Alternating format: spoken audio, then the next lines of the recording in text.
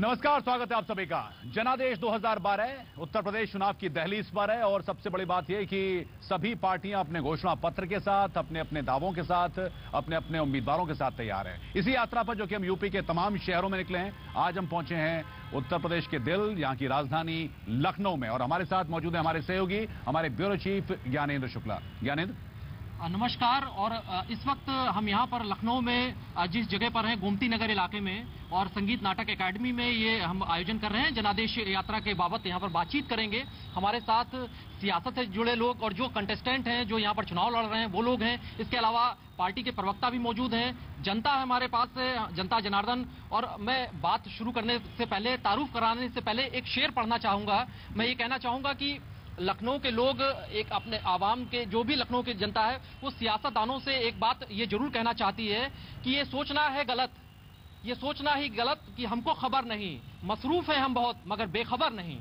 लखनऊ के लोग बेखबर नहीं रहते हैं, तो ऐसे में आप लोगों की भी जिम्मेदारी बढ़ जाती है। और हम इस वक्त तारुफ कराना चाहेंगे, हमारे साथ मौजूद है डॉक्टर अजीज हसन जी, पीस पार्टी से चुनाव लड़ रहे हैं लखनऊ में। इसके अलावा समाजवादी पार्टी से अभिषेक मिश्रा जी हमारे साथ मौजूद हैं, और इस वक्त लखनऊ उत्तरी सीट से दांव आजमा रहे हैं। और इसके साथ ही रमेश श्रीवास्तव जी हैं, जो छात्र राजनीति से जुड़े रहे हैं, लखनऊ विश्वविद्यालय के अध्यक्ष भी रहे हैं, लेकिन इस बार उत्तर प्रदेश की विधानसभा में वहां पर दाखिल होने का सपना संजोए हुए हैं। रमेश श्रीवास्तव जी कांग्रेस की तरफ से हैं। भाजपा की तरफ से प्रवक्ता मौजूद हैं विजय बहादुर पाठक जी, और कांग्रेस के प्रवक्ता द्विजेंद्र त्रिपाठी अभी थोड़ी देर बाद यहाँ पर पहुंचेंगे। और एक और हमारे साथी यहाँ पर जुड़ गए हैं, प्रदीप सिंह बब्बू हैं, इस वक्त यहाँ पर लोकमंच से उम्मीदवार हैं लखनऊ में।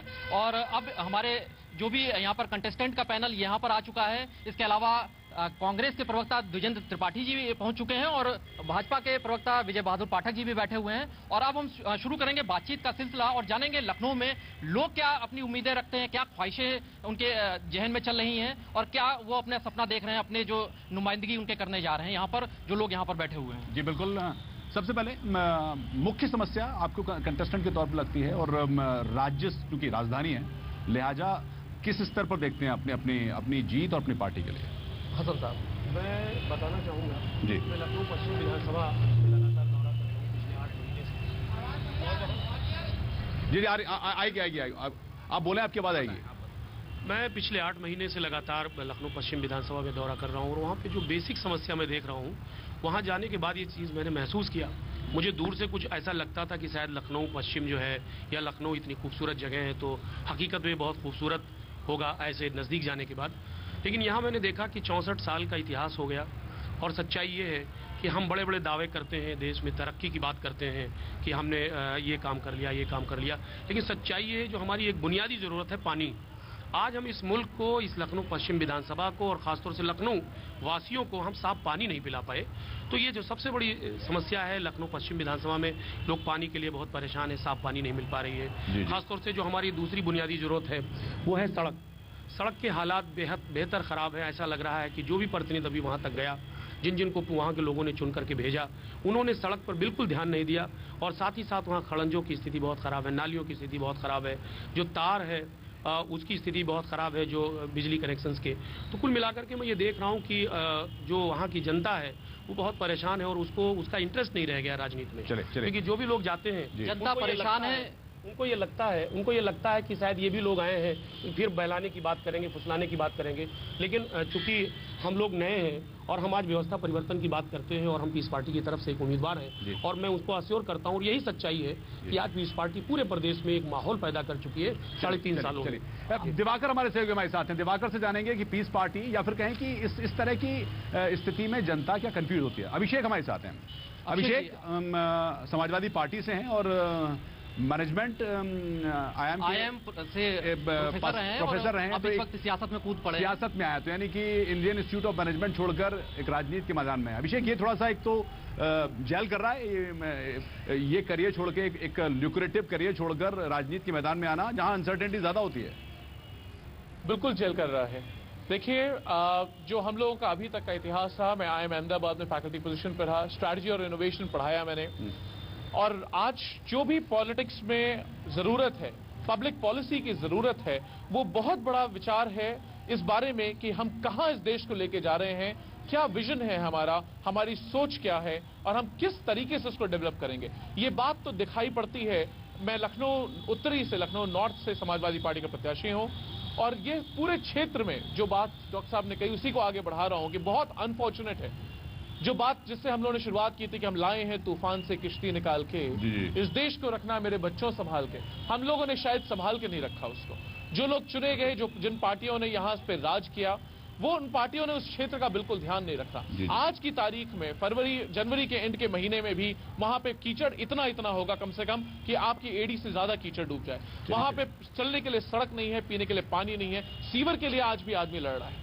मूलभूत सुविधाओं की आज भी बहुत बड़ी दिक्कत है। अनुराग जी, अगली बातचीत से पहले एक बार मैं फिर से बताना चाहूंगा कि जो लोग हमारे साथ पैनल में आए हुए हैं, युवाओं की बात की जाती है और चारों कंटेस्टेंट जो यहाँ पर हैं तमाम अलग अलग पार्टियों से जुड़े हुए हैं। पीस पार्टी से, समाजवादी पार्टी से, कांग्रेस से हैं, लोकमंच से हैं, लेकिन सारे युवा हैं और जो युवाओं की बात की जाती है राजनीति में वो लोग हैं। तो ऐसे में जनता बिल्कुल सोचती है कि जो तमाम बड़े दल हैं वो युवाओं की बात करते हैं। तो ऐसे में बाकी रमेश श्रीवास्तव जी हैं और उनसे हम जानेंगे, क्योंकि छात्र राजनीति की जो एक बात की जाती है, कहा जाता है कि जो विश्वविद्यालय की राजनीति है वो नर्सरी है राजनीति की। तो वहां से निकले हुए हैं, अध्यक्ष रहे हैं और उसके बाद उनका एक लंबा उनका पूरा अनुभव रहा है और अब वो यहाँ पर चुनाव लड़ रहे हैं। तो रमेश जी से हम जानना चाहेंगे कि वो अब किस तरीके से सोचते हैं, जो उस बात के सिलसिले को कैसे बढ़ाते हैं। देखिए, जहाँ तक छात्र राजनीति की बात है, मैं बताऊं कि पिछले दिनों से जब छात्र राजनीति पे प्रतिबंध लगाया गया, ये बड़ा ही दुर्भाग्यपूर्ण रहा है।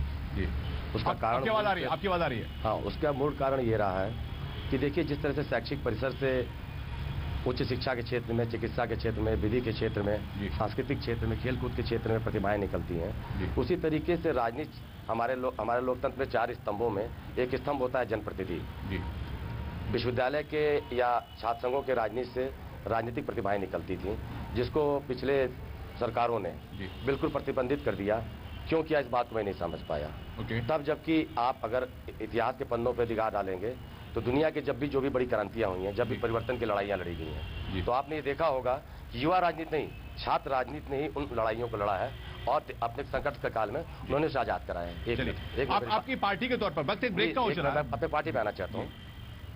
और आज भी देश के प्रमुख नेता जितने भी आप देखेंगे वो सब छात्र राजनीति से निकल के आए। चूंकि आपने छात्र राजनीति की बात कही थी, इसलिए मैं इस बात को कह रहा हूँ कि इस बात की पीड़ा हम लोग के मन में है कि छात्र राजनीति होनी चाहिए, छात्र संघ होना चाहिए।